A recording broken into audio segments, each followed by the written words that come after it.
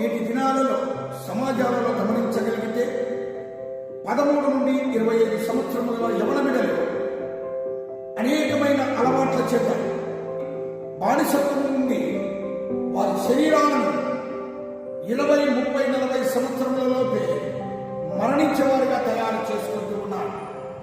వీరికి కలిగిన అలవాట్ల చేత కుటుంబాలలో నెమ్మది లేకుండా, బ్రతుకులలో నెమ్మది లేకుండా, మరి అనేకమైన బాధలకు వారు గురి అవుతూ కుటుంబ సభ్యుల కూడా బాధలకు గురి చేస్తూ ఉంటున్నారు.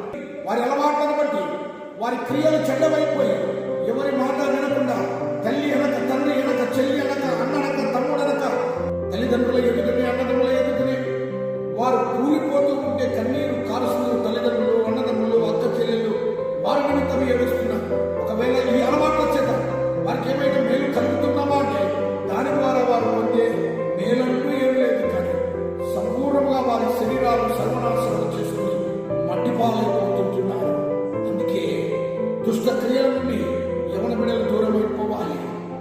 మంచి క్రియలతో దేవుని దగ్గరికి చేరి వారి జీవితాలను కాపాడుకోవాలి.